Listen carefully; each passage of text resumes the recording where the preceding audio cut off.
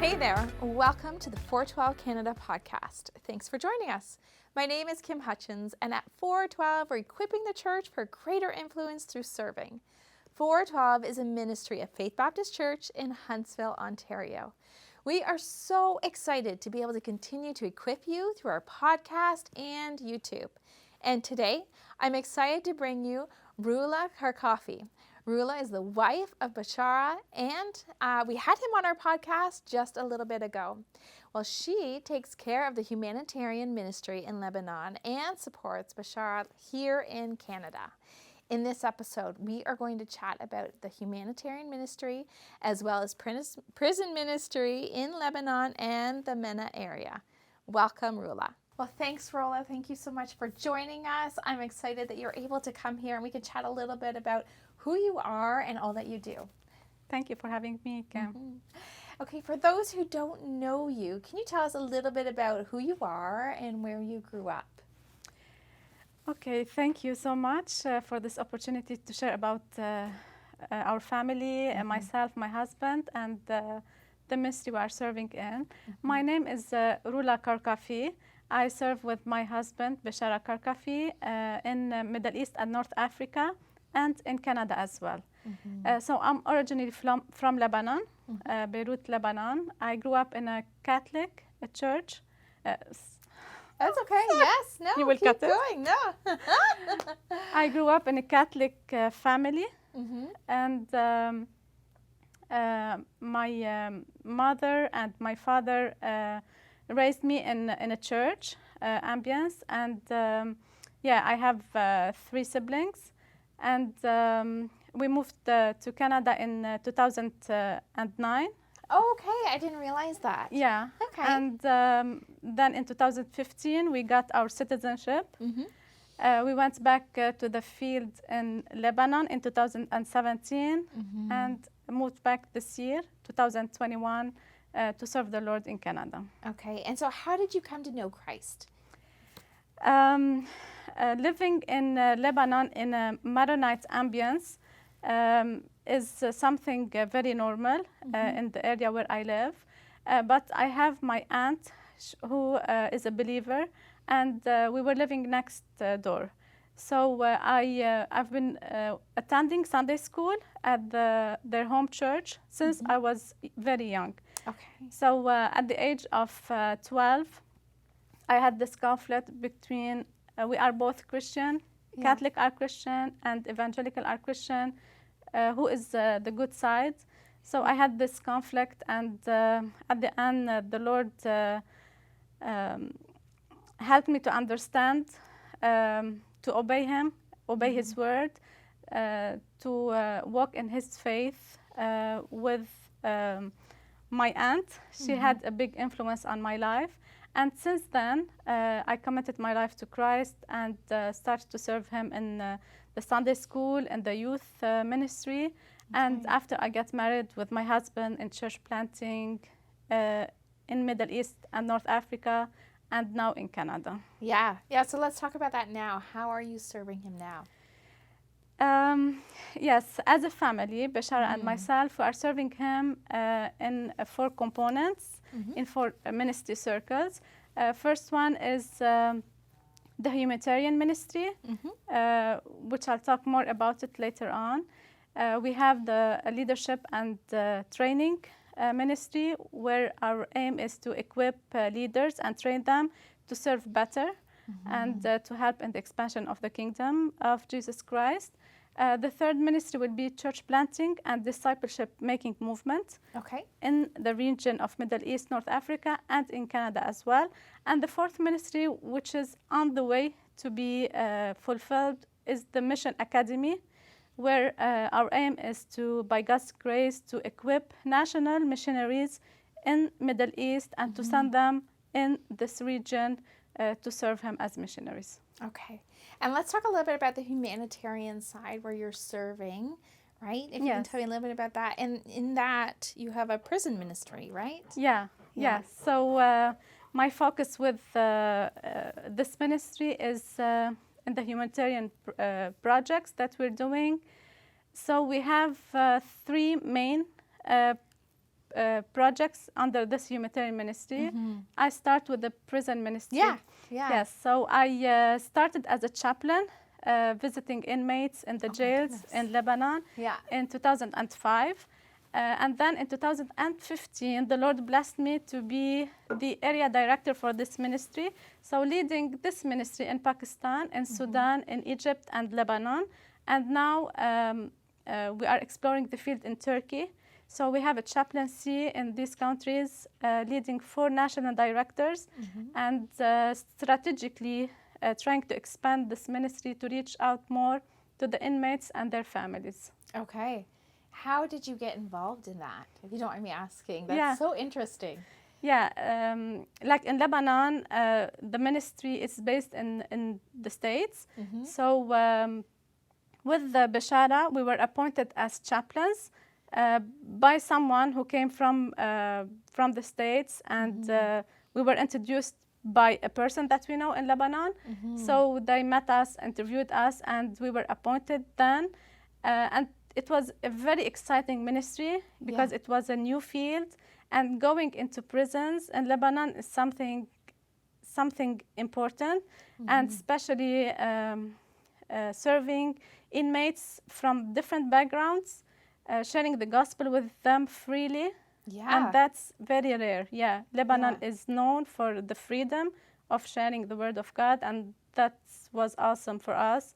And now this ministry has expanded from inside the prison to outside the prison to serve the inmates' families, their kids.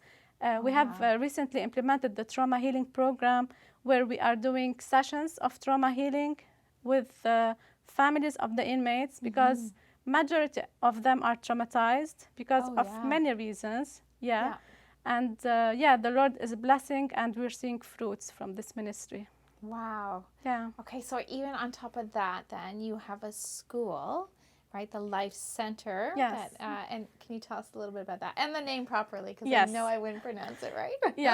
It's CLC, Clementia Life Center. Great. So Clementia Life Center started in 2014 as Clementia Learning Center. Okay. So because of the Syrian refugees coming to Lebanon, and our schools didn't have space for them. So as a church in Lebanon, we have this vision to help all the unschooled kids. So we launched this ministry as Clementia Learning Center. The aim was to teach them. Right. But later on, the Lord laid on our hearts that the need is much more than teaching them. So we will teach them, but we will offer other services to them, like the trauma healing for them, the children. We have a partnership with a local agency to protect kids from abuse. And then we have many other social services. We give them food, we give them social support. We have a psychologist who see the kids. So we named the center Clementia Life Center. So it goes beyond teaching them. Right, it kind of encompasses everything that they're going through, right? That's so amazing. We started with 15 kids in 2014, and now we are serving 100 kids. Oh, wow. Yeah. And is it like just a building? Or is it spread out? How do you? It's one building. We have in the church in Beirut. We have a space for the school. We have mainly 4 classes, and we teach them first of all the Bible. Okay. And then the basic materials, which is math, language, Arabic language, English language, and science. Oh wow. Yeah, that's great, and that's all ages. Right? Yeah, it's aged from 5 till 14. Okay. That's quite the spread. And what's exciting now about this school, after 14, we have a big challenge now that the teens are going outside the school for a need to work, and the girls to get married. So our heart for this year to have a vocational training for the age 14 and up, to teach them trade, and to have a lot of sessions of awareness to encourage girls not to marry so early. We're praying that the Lord will open doors to help these teens to know what they really want to do in this specific age. It's really a sensitive area right now. So we're praying that we got wisdom from the Lord to deal with this dilemma right now, but I can see a huge blessing coming on. Yes. Yeah, and to run that, do you have volunteers that you work with? Yes. They're serving alongside you? Yeah. The Clementia Life Center now, it's a group of the church members, a team of 8 people. They are all well educated with a university degree, but chose to serve in this ministry despite that they can get another job, better paid. But this ministry is really very dear on our heart to serve these unschooled kids among the Syrian refugee communities in our area. So, the Lord had a purpose for each teacher or each person serving in this ministry, and they can all share about this, that this is really a ministry, not a job. It's something, a dream for the church coming true. Yeah, that's so amazing. It must be such an amazing group of people to work with. Yes. Right? Now, and I also know that you're involved, you have a Bread for All program. Right? Yes. So you can tell us about that. This is quite fascinating. I thought it was so interesting when you shared it to me earlier. Yes. So the Bread for All program was launched early among the Syrian refugee communities, where there's like 99% of poverty among them. And the Lord has blessed us with many, many open doors to bless these communities. But recently, as you know, the economic crisis in Lebanon reached the Lebanese families. Right. So now we are reaching, by the bread and the base of it, the gospel of Jesus Christ, we are reaching out to more than 800 families a month. Oh, wow. Yeah, and that's really huge in the area where we are serving. So it is a crisis, but for us it is an opportunity to go and knock on the doors and give them food and share with them the gospel of Jesus Christ. Wow. Yeah. That's so amazing. How do they come in contact with you to let them know they need help, or do you seek them out? Actually, it's through referrals. Family knows another family, and through the word of mouth. So we've been receiving a lot of calls.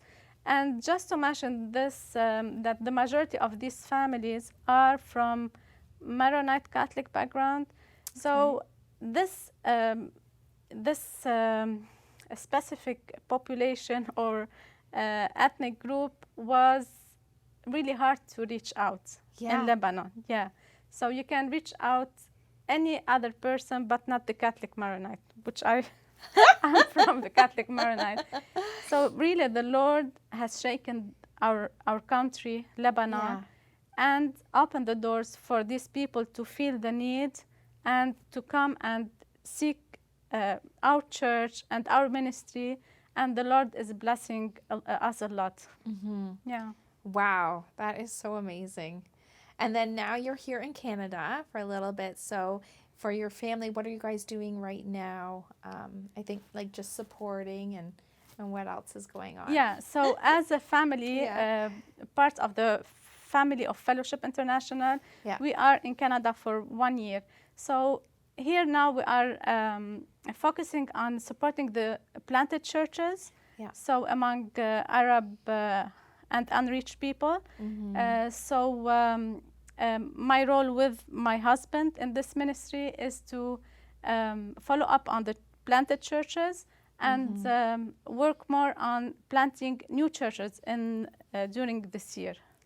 That's so amazing. I love hearing what you guys are doing. Now, a lot of those that are joining us, they are volunteering in a local church, or they're leading those who serve. What is something that you could say to encourage them? Yes, there's a lot to be said, but through my experience, and I can honestly say that the field is plentiful and the workers are few. So I do encourage every person who is listening to this experience or to this kind of ministry that there's a lot of opportunities, even if it's small or big. God has a purpose for every person. We just need to be more close to God and ask Him what is His plan for us. And there's a lot of opportunities. So it really means a lot for me to see young people serving the Lord. And really, we have been blessed as a family to see our kids serving Him. And I do encourage every person to find a spot in the ministry, because the Lord has a lot of blessing for His kids. Please do benefit from it. So I pray for everyone to be a blessing in his ministry, in her ministry, wherever it was, in Lebanon, in Middle East, North Africa, or even in Canada. Yeah, that's amazing. It is so amazing to hear your heart and your passion and all that you're doing to serve God. And I think it'll be such an encouragement for those that are joining us as they hear what you're doing. And I hope that it will encourage them to take a next step in their serving journey of God and what God has for them to go, right? Amen. So thank you so much for coming. I'm so glad that we could chat and that I could get to know you a little bit better. Thank you. God bless you. Thanks. For those joining us, I hope that you were encouraged by what Roula had to say and the way that she's serving. There are show notes available for you. And if you're listening to the audio version of this podcast, remember to subscribe on your podcast app. And for those watching the video edition, subscribe to our YouTube channel so that you don't miss an episode. Also, hop onto the discussion by following us on social media. You can find us on Instagram at 412 Canada. Looking forward to next time. Thanks for joining us.